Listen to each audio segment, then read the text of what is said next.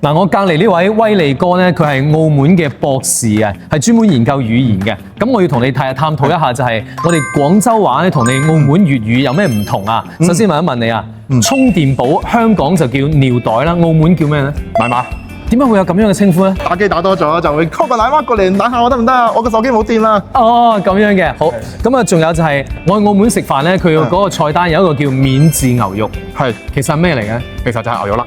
葡國菜或者係澳門菜咧，有嗰個馬介休炒蛋，馬介休又係咩嚟嘅咧？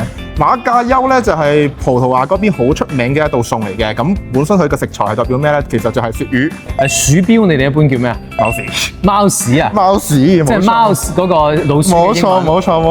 澳門本身佢有吸收咗葡萄牙語嘅，咁佢有啲詞彙咧，其實係來自於葡萄牙嗰邊語變種嘅，譬如話而家大三巴，咁其實佢本身嘅詞彙係嚟自於聖巴魯。威利，我知道咧，你一直喺度做緊就係澳門嘅語料庫嘅一個收集嘅工作啊嘛。係，其實而家呢個時代咧，大家佢都覺得係 AI 時代嚟嘅，個個人都用 AI 嘅。其實我哋好多傳統文化咧，喺呢個 AI 嘅時代當中咧，冇被 AI 記錄低。係啦，所以而家廣東省咧同澳門、香港咧就深度合作，要做一個粵語語料庫啊，就等於要將廣東省內各個城市啦、各條鄉村㗎啦，包括香港、澳門嘅一啲有特色嘅粵語發音啦、粵語詞彙啦，同埋風俗文化，同埋包括粵劇啊、粵曲啊、電視新聞播音啊，好似我哋拍視頻啊，或者電視劇啊，或者粵語歌、粵語電影，所有同粵語有關嘅，無論係邊度嘅口音、邊度嘅粵語方言，我哋都要收集入嚟，跟住咧就變成一個大數據模型，之後等 AI 電腦咧去學習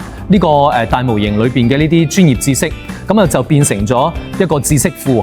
咁啊10年之後、20年之後咧，如果你想聽翻中山邊條村嘅粵語啊，聽翻化州邊條村嘅粵語咧，你只要問呢個電腦 AI，佢就會話俾你知，化州話係點講嘅，中山話係點講嘅。咁啊未來嘅人咧就可以根據呢個模型去學習呢啲語言，咁呢個語言咧就唔會失傳啦，係咪咁解咧？冇錯，呢個就係我哋做嘢嘅意義啦。今次嘅粵語語料庫建設座談會呢，就喺羊城晚報旗下嘅羊城創意產業園呢度進行。嗱，點解揀呢度呢？因為羊城晚報啊，有成68年歷史啊，陪伴幾代廣州人成長，我都係由細睇到大嘅。嗱，咁多年嚟咧，佢收集咗好多好似大海一樣咁多嘅嶺南文化、粵語文化嘅文史資料。呢一切呢，都可以為建設粵語語料庫做龐大嘅數據支撐。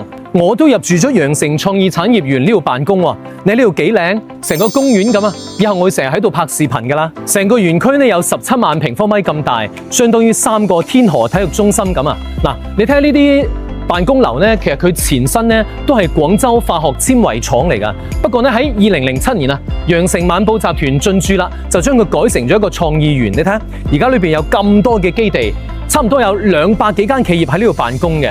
加埋呢度仲有小橋流水、鳥語花香，仲有各種菜系嘅飯店添，仲有健身器材，仲有演藝空間啊！哇，喺度返工呢，心情都靚啲啊！你有冇嚟過呢度呢？